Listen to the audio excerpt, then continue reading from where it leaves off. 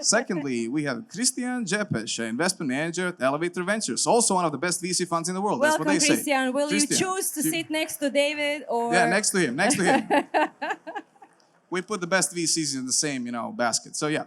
Okay, so we have Filip, founder and CEO at Entrepreneurs for Global Change. Yeah, many different syllables here. So yeah, Filip, come to the stage. Here you go. Don't sit on the mic, please. And finally, we have Mario Stoev. He's the associate at Launch Hub Ventures. Mario, come to the stage. Welcome, not the Mario. stage. There. Okay. So now that you're all very comfortable, The budget for this conference was very slim, so you only have 2 microphones, so you will have to just pass it around and stuff like that. Oh no, sorry, they only get 1 microphone, right? no, they have 2. But do we have one for startups as well? Yes, we do. Yes, 5 microphones. Okay, so yeah. Anyways, You have notebooks here and pens in case you want to take diligent notes. yeah, so you should just scribble something down and have fun. When it comes to startups, so some information for all of the startups: you need to stand at the big X sign. So right here. You have the timer here, so take a look at your time. We'll give you a clicker, and also if you want to look at the judges or at me, or if you want to look at the crowd, it's up to you. So just figure that one out. Let's call the first startup to the stage. The first one who has the biggest stage fright, Hypify. Hypify, come to the stage. Here you go. Woo! Yeah, boy. Test. Yes, Hi, everyone. Okay, that's it. Bye-bye. Thank you, Albert. I should say at the X sign. There's gold here, yeah, right? Okay, he started. Okay. Hi, everyone. My name is Stepan, and I'm the CEO of Hypify, which is your presentation started at the end, not at the beginning. Hi, everyone. My name is Stepan. I'm the CEO of Hypify, which is an influencer marketing co-pilot that's built for massive scale. The influencer market grew by almost 30% this year, and it grows way faster than both global and digital marketing, which means its share in marketing is also rising. For example, this was 2017, and this is 2023, and there's huge room for additional growth. On top of that, small influencers are way more authentic and better performance than big ones.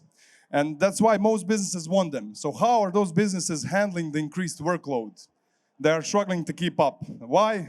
It's time, money, and effort.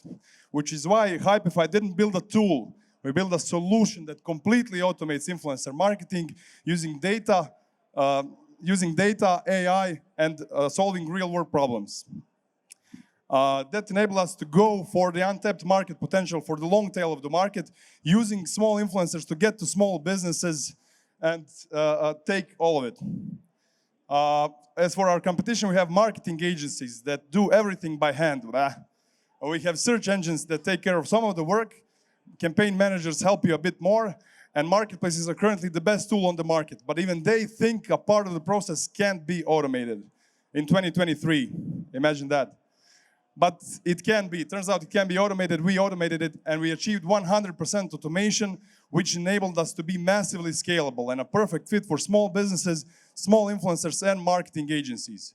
Hypify is so powerful that it takes you only 10 minutes to set up a campaign, and that's it. You don't have to do anything else. Hypify does everything for you. You just sit back and track your results. We had stable growth this year, but now we had a spike, and we plan to continue speeding and surpassing our current growth this year. We have 2 pricing models, well suited for both small businesses and for larger teams or agencies. We did 144 campaigns so far with 45 customers in 7 different countries, boasting an 81% retention rate and more than 52 million views, which is why we're trusted by both big brands and small regional companies. We didn't come from the influencer marketing industry. We have more than 20 years of experience in AI automation and development, and we already expanded the team to more than 7 highly talented people. And this is the perfect moment for Hypify to continue growing, because AI does everything now, and people are using it every day, which makes them much more likely to use Hypify, and once they try us, they stay. Which is why we're raising soon, which will enable us to integrate large language models for even more power and expand aggressively to the United States, which we already started biting. Thank you for your attention, and visit us at our booth later today. We have some goodies for you all, and thank you so much.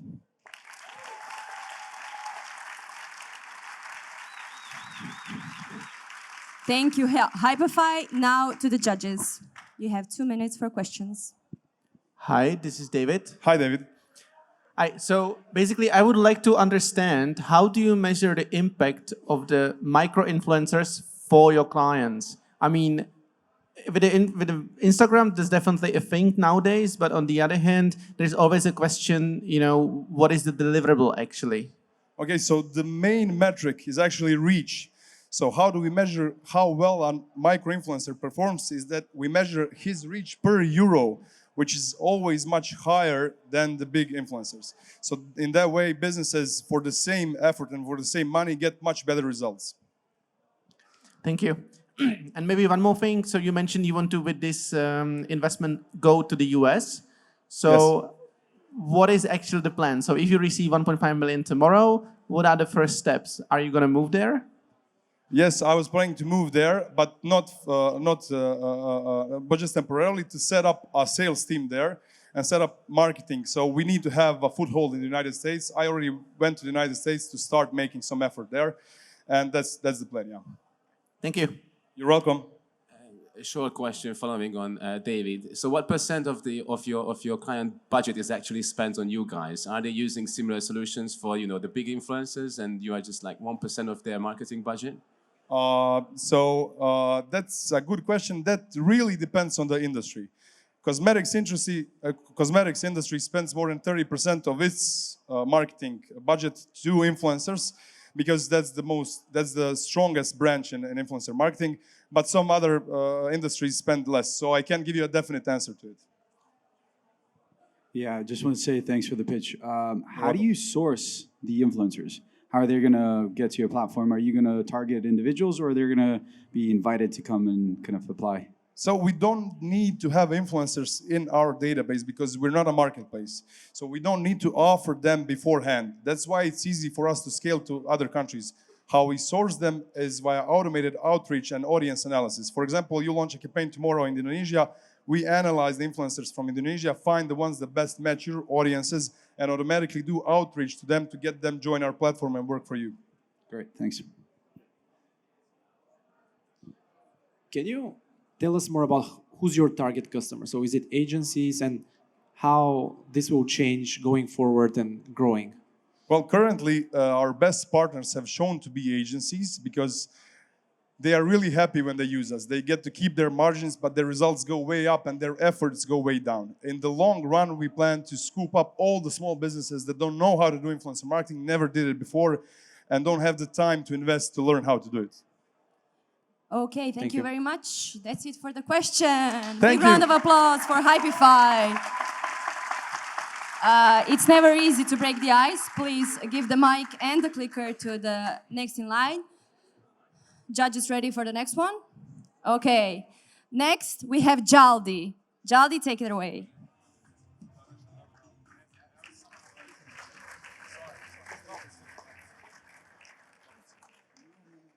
Hi, everyone.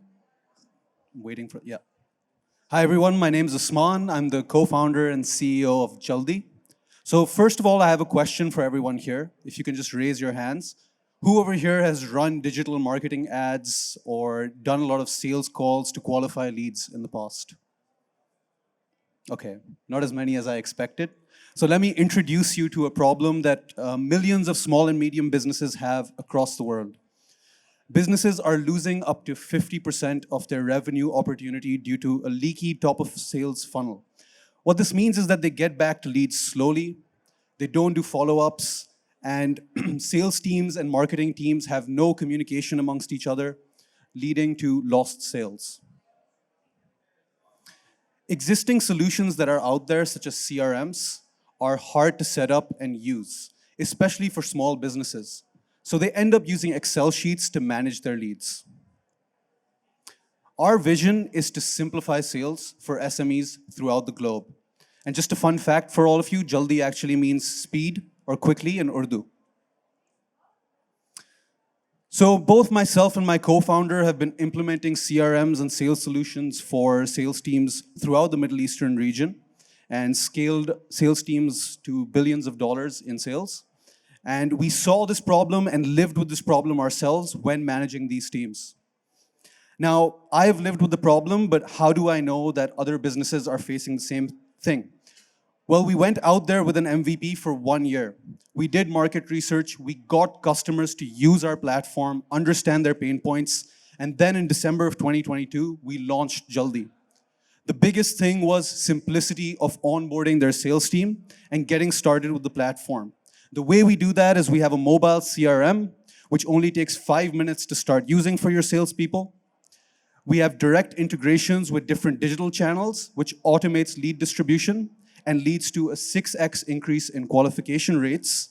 And we have a live dashboard of all performance, saving 50% of admin time.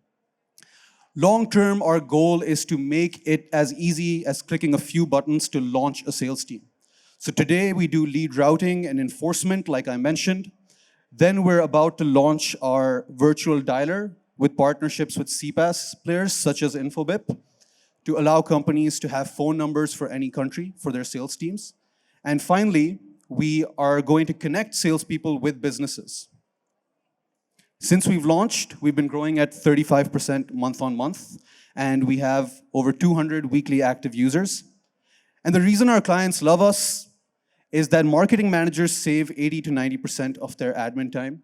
Sales agents only take seconds to use the platform, and we double their sales activity. And sales managers see their teams performing better. The plan going forward is to launch further into the Middle Eastern market, launch an MVP of our virtual dialer, and achieve profitability. And I'd love to connect with potential clients if you have this problem, or other omni-channel startups that are providing similar solutions in okay, I'm done. Thank you.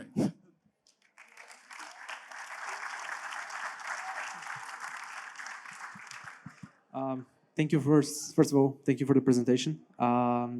Since this is obviously has been a problem for quite a while, and you didn't really get to talk about the competition, I would be interested to hear your thoughts on what are some companies that you compete against, as well as why now is the case that this problem has to be solved, and has it been solved before? I actually had another slide, but it was for a funnel of competition. Basically, there's a lot of CRM players like HubSpot, Zoho, Odoo, Salesforce, etc. They take a lot of manual effort to set up, and they focus a lot on customizability. So a lot of leads will go there, but a lot of admin work is still required, or you have to spend a lot of time and money to customize those solutions to do automation. For us, it is purely focused on the top of sales funnel.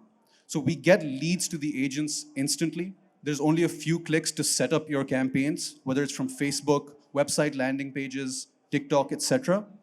And we enforce sales cadences that force salespeople to put updates before they can get more leads. And so the qualification of those leads is significantly higher. Then companies integrate us at times with other CRMs. The reason this is a need today is because in emerging economies especially, 80 to 90% of SME sales teams are still on Excel sheets. Other solutions are not meeting their requirements. They mainly work on mobile, use WhatsApp for sales. And so this is a market need today, something that's mobile friendly and easy to get started with. Thanks for the pitch, Osman. Quick question about the market size. Can you tell us a little bit about the current market size, but also the future projections? Sure. So right now we're focused on the Middle Eastern market. Within Middle East, North Africa, and Pakistan, the market size is approximately $1.1 billion. That even we're focusing only on SMEs, so enterprises between 1 to 100 salespeople. And globally, the market size of small and medium businesses is, at least within the CRM industry, $25 to $50 billion. So over time, that is something we would approach, but our target is first our own region. We are actually out of time, so that would be it. Thank you so much. Can I get a round of applause? Thank you, guys. Thank you. And also the clicker, yeah. Okay, here we go. The green one for next. Okay. The red one that says back is for back. Okay, so no, wait for a second. So the next one is Chiribu. Now you can go. Can I get the applause? Here you go. And X. Hello, everybody. My name is Jure Sheba. I'm a racing car driver. I'm also automotive journalist. I'm also car buyer. 10 years ago, I had a big problem in my company, and I wanted to put all the emotions out. I wanted to buy only 3 cars, but for the company. And it was a huge mess because I had a lot of models on the market, a lot of technical details, and a lot of costs that I wanted to consider when buying a car. So the problem is today even bigger because if you want to buy the car, put all the emotions out, take the technical data, and start surfing the internet. And the fact is, of course, that first you want to go to the internet to start exploring the cars. And when you start to explore the cars, you will see more problems. You will have, let's say, in 2 days, 1 hour, you will have 30 tabs open. You will have a lot of models on the market, crossovers, SUVs, electric cars, LPG, everything. And then you will be in the beginning. So what we wanted to make a solution, which is called Chiribu. Chiribu are all the open 30 tabs in one web page. All the models on the market, all the prices on the market. We have huge database also. And you can compare cars at Chiribu, and you can do whatever you want. You can even buy a car. You can buy a car like, let's say you just click one car, you compare them, and let's say in 5 minutes, not 2 days, in 5 minutes, you really have all the solutions what you want. So, Chiribu is powered by our developed database. Chiribu is giving independent car reviews and comparisons, and you don't need to go anywhere else. You just click, I want to buy a car, and then offers for the car will come back to you. And then, let's say in 2 or 3 days, you will have 10 or 15 different offers, the best offers for buying a car. Why are we different? Because we have Google Star Smart Vehicle Search, we have guided inquiry, we have very good comparisons, we have similar cars for what you want, and we have the cars which are available on the market. Our business model is we will get the money from dealers' membership fee, sales success fee, commission from finance, intelligent advertising solutions, data analytics reports. We will sell our database and blah, blah. We need 300,000 euros of investment for next 12 months for marketing and sales and entrance on the other markets. We will go to Slovenia, to Serbia, and then after to Italy and Austria. This is our team. Me, Darin is responsible for a database. Tomislav, if you like the design, Tomislav is responsible for that. And Stanislav for development of... It's finished. Okay, 30 seconds. That's it. Thank you very much. Thank you. Questions?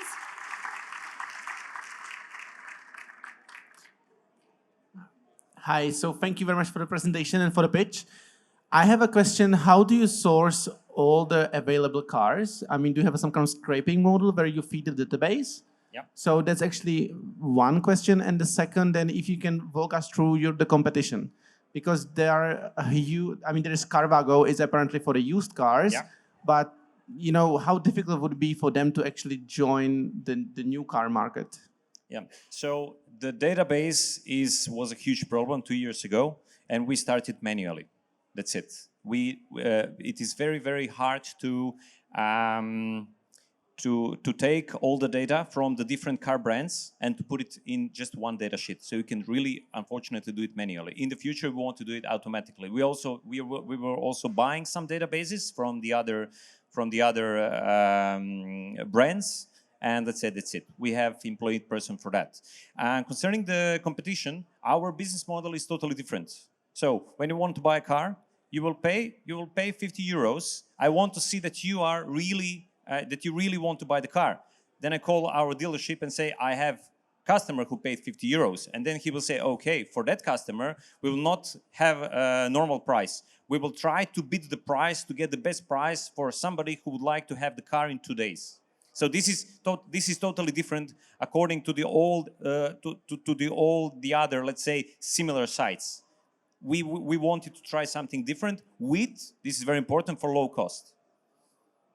Our costs are very low, and this is we are prepared for the franchise. I also wanted to ask about competition. Well done with the pitch. That every country in Central Eastern Europe, or at least the world, has their own, usedcars.com. It's like with invoicing companies. Everyone, every nation has a bit of, specialty in these solutions. So how are you going to compete with that? Let's say my Romanian grandfather who used that website that he's been using for the past, 20 years, basically. We spoke with one startup from Romania, Okay. and they come to me and they wanted to make a business with me. And then I say, okay, sorry, but I have this solution. They say, okay, we will not be on this market. We are going to Italy directly. So we have a different solution. We are not selling used cars. We are solution for brand new cars or years or only 1 year old. Okay. So we are not for a used car. This is a business solution for brand new cars. And how scalable is that across countries? Aren't there differences, like literally, How do you mean? And can you please talk a little bit louder? I don't social hear you. differences? Sorry, so I mean that the sentiment in each country can be different when people are buying a car. German likes to buy new cars. Let's say Central Eastern Europeans like to buy used cars. How are you going to bridge this gap? Or are you focusing on Central Eastern Europe and Italy only? Sorry, I don't understand your answer. I'm your sorry, question. that's all for the questions. We can talk about this after this one. We will Please talk feel about free to find Chiribu there at the expo area. Thank you very much. Please give it back there with the clicker. Okay, next to the stage, Marketing.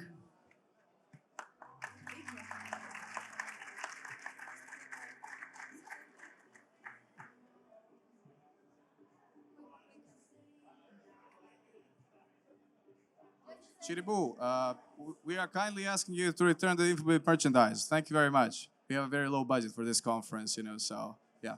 Anyways, you can start now. My name is Darko, nice to meet you. All of us here in this hall are distracted video users. Did you know that 9 out of 10 Americans use a mobile device while watching video content? Brands are paying expensive ads to be shown on video advertising, but who actually watches those ads? Big screens are still the dominant devices for watching video content, but that small mobile device is a big pain in marketing process. Also, the big problem is to activate passive users of mobile apps. All of us here are also passive users. How many mobile apps do all we have installed on our devices but not using them actively? Is there some kind of solution that could solve both problems in one shot? By following those two problems, we try to find out the solution that should be based on interactivity, competition, and gamification. I'm happy to show you our product and to present our solution, Marketing in-app. In one sentence, it turns video ads and video content into a fun, interactive, rewarding game. The goal is to get a higher view share of video ads, to propel mobile app growth, and to activate distracted and passive users. How does it work? Well, it's quite simple. By using the mobile app of a favorite brand, sports club, or retailer with our in-app solution, the user catches collectibles. Those are customized animated visuals that he or she could collect in a limited time. It's something like customized animated QR codes that we are doing with our technology. The reward, the rules of the game are defined by the client, by the marketing department. It can be to catch as many as possible different collectibles in a period of time. And of course, to get the reward. The market is huge. Third-party data collapse that is going on for some time is a big opportunity for us. Big players are losing a significant part of their revenues, and that is a big opportunity for us who are dealing with first-party data and data collection in video advertising and mobile app advertising. We made an MVP by bootstrapping.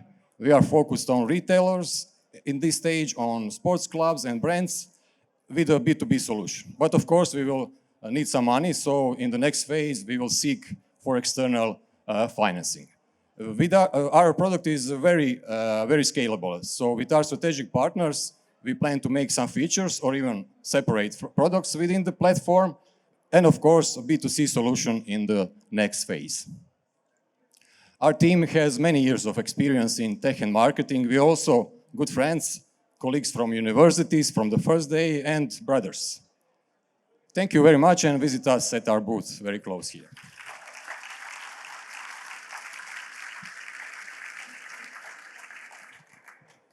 Darko, thanks for the pitch. Question related to the product itself. Have you managed to test some of the gamification aspects with potential customers?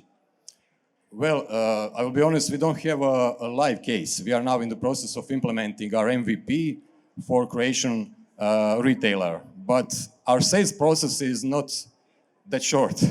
We need to talk with marketing departments, several, also IT, sometimes even legal department because of the GDPR.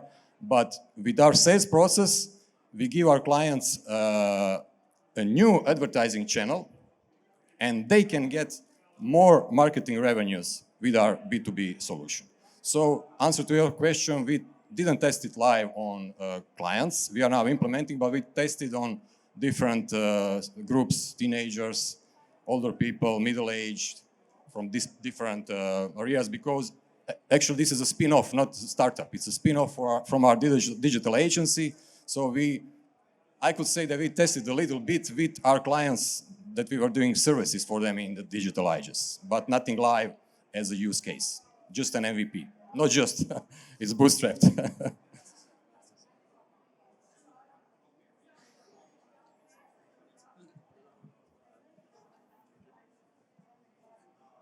Okay, guys. So I would like to understand, what is the secret sauce actually? What is the unique selling proposition?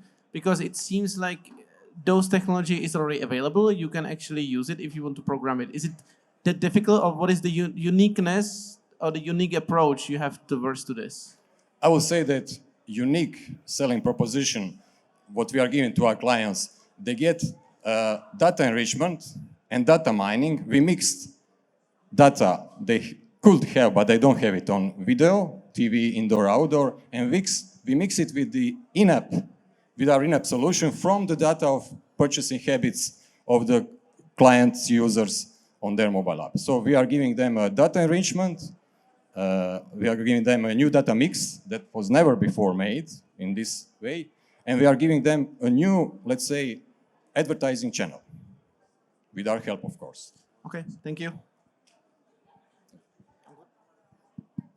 I think that's it. Thank you so much. Can I get a round of applause? Thank you. Don't run away with that one, okay? Give it to me. Yeah. Okay, so, and now, the next startup can come to stage. The name is Zap. Did I pronounce that right? Yeah? Correct, thank you. Okay, here we go. Applause, please, applause, applause. Here you go. Hey guys, before I start, quick question to the audience. Who of you did personal care services for the elderly, grandparents or parents? Raise your hand. I see some hands, not enough, but there's actually a huge problem in the nursing field. If my clicker also works, or doesn't like it. There's actually a huge problem in the nursing field. A lot of people are actually needing care services, but now it's working. You just have to press it real hard. This is the Balkans, I'm sorry. Here you go. Okay, so can we reset? Sorry. Can we reset the timer, please? Okay, you can start now. Okay, thanks for the reset. Actually, there's a huge problem in the nursing field. This is Connie. She's been a mobile nurse for more than 20 years, and there are just not enough nurses for the growing demand of elderly people, especially now that the baby boomers are retiring. And on average, she actually earns a slow and a small salary.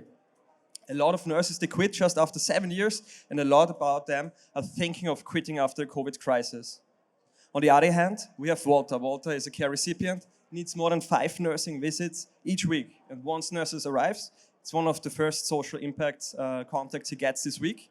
They are though under a lot of time pressure, close to burnout. He actually pays a lot for the nursing hour, and up to 30% of the time spent, the client is spent on manual documentation. What is our solution? One app for all, the Herzens app. Think of it like Uber for nursing. We connect nurses and care recipients and give them smart digital tools. Why is the time now? Actually, I mentioned we have a nursing crisis, which is just getting stronger, and smartphone adoption is getting higher, technology literacy is getting better.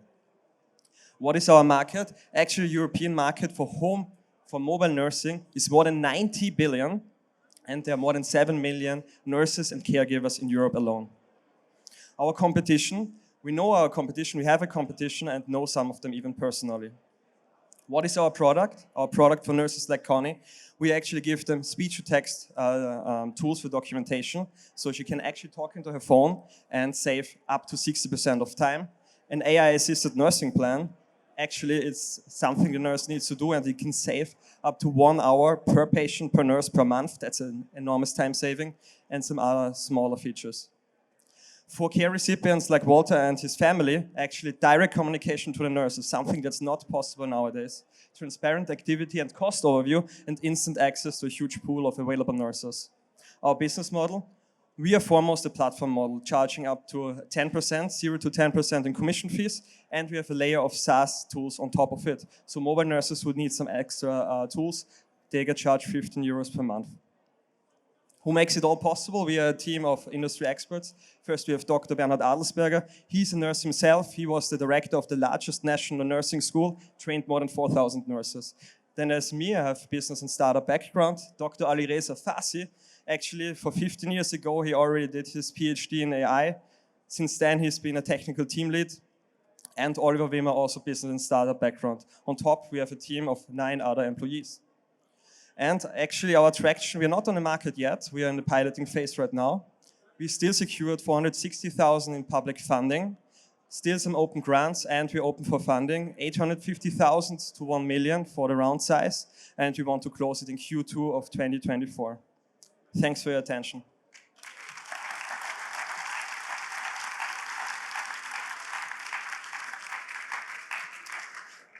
Thank you so much for the presentation. Very quickly, so as far as I understood, you're based in Austria right now, and all the business that you do is happening there. So that's correct, yeah. How would expansion look for you, and how do you plan to get into other countries and replicate what you have done in Austria in those other countries? That's a very good question. We started in Austria because we have our roots there, and also our co-founders Bernhard had his nursing school there. But we want to tackle especially the German market afterwards. It's like 8.5 times the size, quite similar in structure, and we want to target it actually with good marketing and sales campaign. That's what is actually planned for the investment round in Q2. And from there on, we also want to explore other countries in Europe. But for now, we are focused Austria, Germany, and then explore in Europe. And why are you focused in Austria and Germany? Is this because it's a specific market, or just because you speak the language and you feel comfortable there? It's not the language, it's we know the market very well. We need to start somewhere, hence we start there, have the biggest network there as well. But if we have good partners, we also want to explore other opportunities, especially Europe, America are also interesting. But first, get some PS on the street. Konstantin, thanks for the pitch. So I've worked with people with disabilities, and the worst thing is when we work with nursing carers and they don't show up. How do you mitigate that risk when you do set up an appointment and that on that day when that person is supposed to receive some care, that person doesn't show up? That's a huge issue, of course. How it's done nowadays is you have some backup nurses. So each nurse, they have let's say a small circle of colleagues they know, colleagues they trust. So in case they don't show up, or in more cases, it's they're sick or they're on vacation, then they can jump in. If a nurse doesn't have a network and doesn't show up, it can happen, of course, then you need to punish it with reach on the platform, or even not allow her to continue if her behavior is actually endangering clients. Are you selling to hospitals or these nursery homes, or to the elderly clients themselves? Actually, it's a good question as well. We are just focusing on the home care market. So everything that happens in the home of a patient, of a client, not in a hospital, not in a care home. And we are actually charging money from the nurses. Okay, maybe can you elaborate more on the go-to-market and the whole model? Because this, you mentioned it's going to be Uber for nursing. So basically you need to secure both sides of the demand, right? And the Exactly. supply. So can you elaborate more how you would like to build it up? Yeah, actually, to focus on that, we are starting with like a step in between. We focus on the 24-hour caregivers. They are 24 hours in the home of a patient. They do some minor nursing work. It's not as qualified as nursing. And there are already agencies who get those families and caregivers matched. And we want to onboard them for all the digital tools because they benefit the same as nurses do. So we already get families on board, we get caregivers on board, and then we want to roll it out to actually the nurses when we already have a lot of families on it. Thank you. That's all for the questions. Thank Feel you. free to find Hertzens up in the expo area. And that wraps it up. The 5 startups who dare to come on the stage, a big round of applause for them, please. We will announce the winners and give the awards at the closing ceremony on the main stage. So startups, be prepared later today. So 5:30. That's it. Thank you very much. Lunch break, and we'll see you here later at 2:30.